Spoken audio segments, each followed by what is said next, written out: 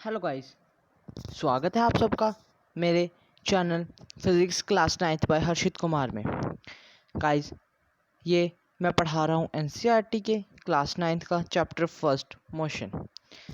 मैं पहले भी इसकी 3 पार्ट्स बना चुका हूँ। अगर आपने देखे हो नहीं है तो मेरे चैनल पे जाके ज़रूर देखिए। ये पार्ट 4 है इस वीडियो का। पार्ट 4 में मैं बताने जा रहा हूँ graphical representation of motion. Guys, काफ़ी बच्चों को ये समझ नहीं आता है कि ग्राफिकल रिप्रेजेंटेशन मोशन की क्या है। ग्राफिकल मीन्स कि हम उसे ग्राफ में कैसे समझा सकते हैं, ग्राफ पेपर में कैसे समझा सकते हैं। आपने अपनी छोटी क्लासेस में ग्राफ पेपर तो यूज़ किया ही होगा। तो बस अगर आपको मैथ आता है, ग्राफ पेपर आता है, तो आपके लिए ये बहुत इजी है। गाइस, हमने ग्राफिकल रिप्रेजेंटेशन ऑफ मोशन, जो ग्राफिकल रिप्रेजेंटेशन है मोशन की, वो 2 टाइप्स में डिफाइन की गई है। First is distance time graph and the second is velocity time graph. Distance time graph and velocity time graph. तो फर्स्ट ऑफ ऑल हम पढ़ेंगे डिस्टेंस टाइम ग्राफ के बारे में। डिस्टेंस टाइम ग्राफ क्या होता है guys? This is a graph, this is a y-axis and this is a x-axis. Guys, आपने कभी भी नोटिस किया होगा कि हम जो टाइम होता है, हम टाइम को हमेशा एक्स एक्सिस पे ही क्यों लेते हैं, और बाकी जो डिस्टेंस वेलोसिटी उसको हम हमेशा वाई एक्सिस पे ही क्यों लेते हैं। डिस्टेंस को हम वाई एक्सिस पे ही क्यों लेते हैं? इसके लिए होता है क्योंकि जो टाइम जो है वो इंडिपेंडेंट क्वांटिटी है। इंडिपेंडेंट, और हम इंडिपेंडेंट क्वांटिटी को हमेशा एक्स एक्सिस पे लेते हैं। ये पॉइंट मेरा आप ज़रूर नोट कीजिएगा कि जो टाइम है वो इंडिपेंडेंट क्वांटिटी है, और हम इंडिपेंडेंट क्वांटिटी को हमेशा एक्स एक्सिस पे ही लेते हैं, और डिपेंडेंट क्वांटिटी को हम वाई एक्सिस पे ही लेते हैं। ओके गाइस, तो जो डिस्टेंस टाइम ग्राफ है उसके बीच का हम एरिया कैसे निकाल सकते हैं? या वैसे तो हमने देख लिया कि अगर हम डिस्टेंस कैसे निकालते हैं, डिस्टेंस का फॉर्मूला होता है कैसे, स्पीड इनटू टाइम। ठीक है, वो तो देख लिया। लेकिन अभी आप ग्राफ से कैसे निकाल सकते हैं डिस्टेंस? कैसे? क्या ये भी बहुत इजी होता है? आओ, उससे पहले आपको देखना होगा डिस्टेंस टाइप ग्राफ के 2 पार्ट्स, या डिस्टेंस टाइप ग्राफ भी 2 पार्ट्स में डिफाइन किया गया है। Uniform motion distance time graph and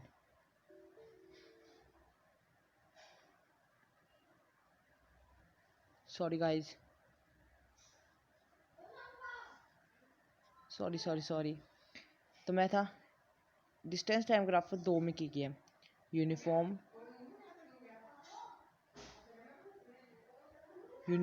motion distance time graph में, और non uniform motion distance time graph में। नॉन यूनिफॉर्म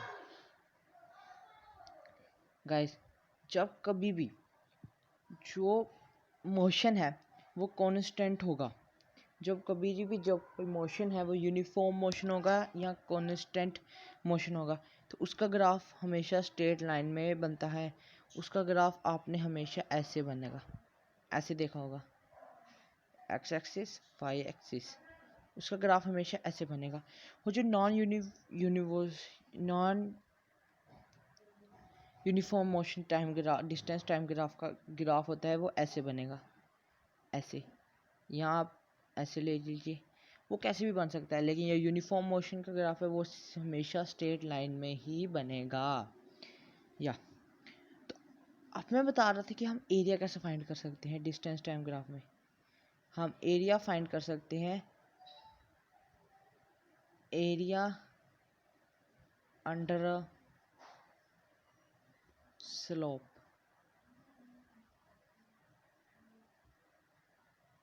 जो स्लोप के अंदर सारा एरिया आता है उसको हम कैसे कर सकते हैं।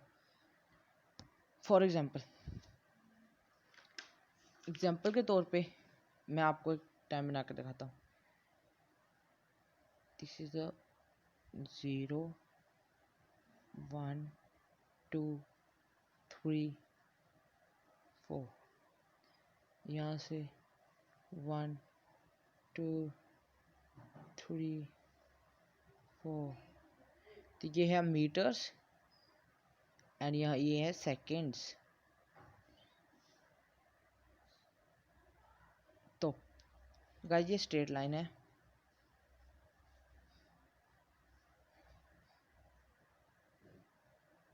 ये स्ट्रेट लाइन है।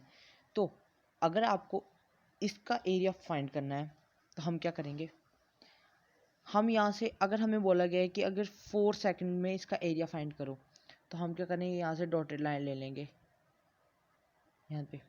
तो आप सब जानते हैं ये क्या बन गया, ट्राइंगल। और हमारे पास ट्राइंगल का एरिया क्या होता है, 1/2 बेस इंटू हाइट, या base into height.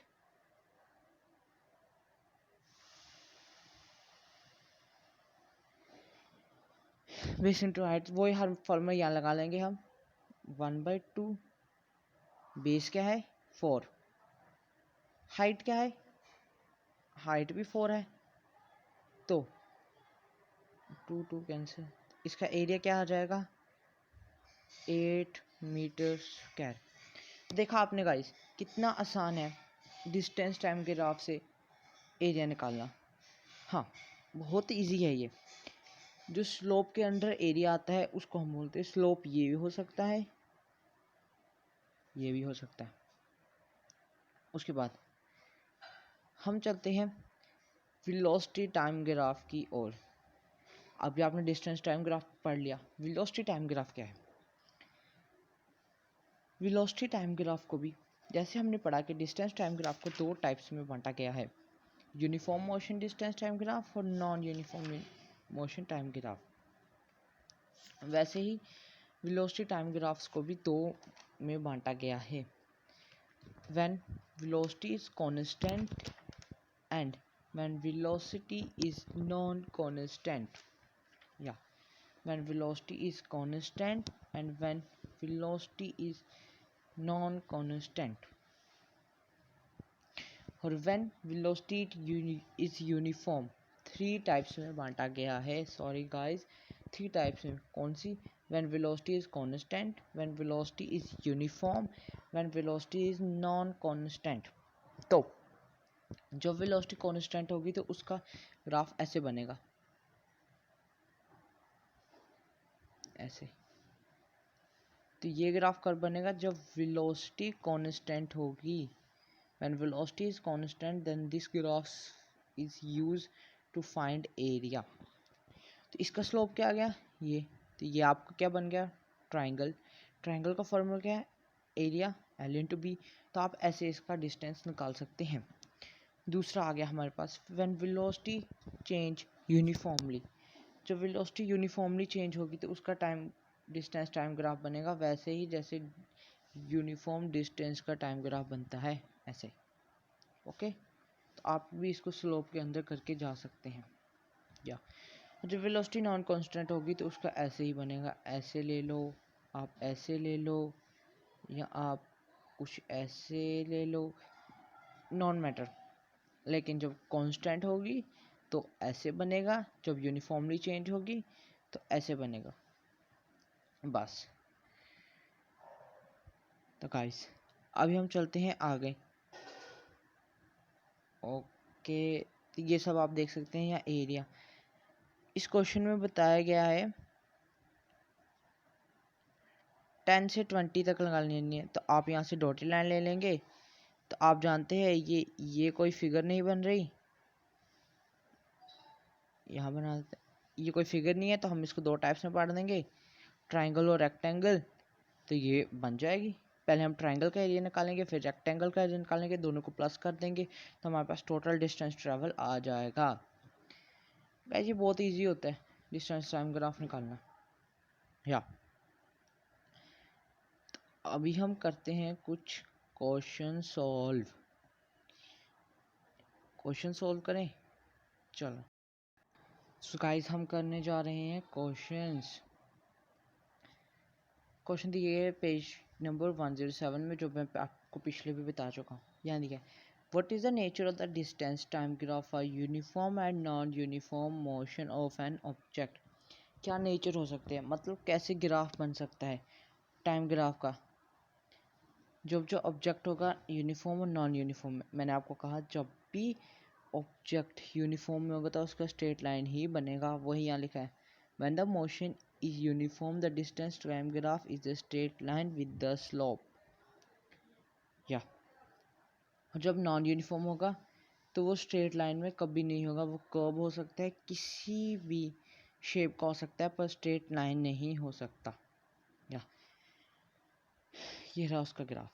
Second question, what can you say about the motion of an object whose distance time graph is a straight line parallel to the time axis?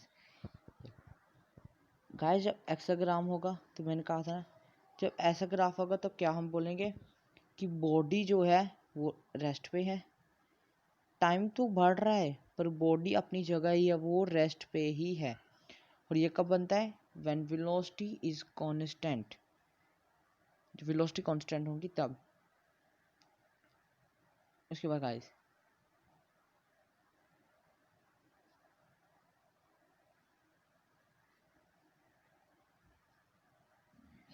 Third question, what can you say about the motion of an object if its space-time graph is a straight line parallel to the time axis? जब ऐसा होगा, ये क्या बोल रहा है? ये तो हमें स्पीड दी गई है। जब टाइम एक्सिस के स्ट्रेट लाइन एक पैरेलल होगी, बिल्कुल पैरेलल होगी, तब कौन सा ग्राफ बनेगा? तब हमें क्या चलेगा, वेलोसिटी में हमें क्या पता चलेगा, जो ऑब्जेक्ट है वो यूनिफॉर्मली मूव कर रहा है। डिस्टेंस टाइम ग्राफ में हमें क्या पता चलेगा, वो रेस्ट पे है, लेकिन वेलोसिटी टाइम ग्राफ में हमें फिर क्या पता चलेगा, वो यूनिफॉर्मली मूव कर रहा है, वेलोसिटी कांस्टेंट है।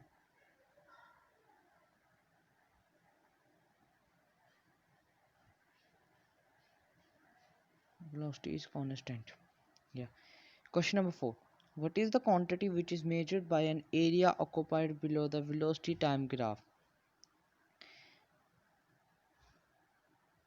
What is the quantity which is measured by an area occupied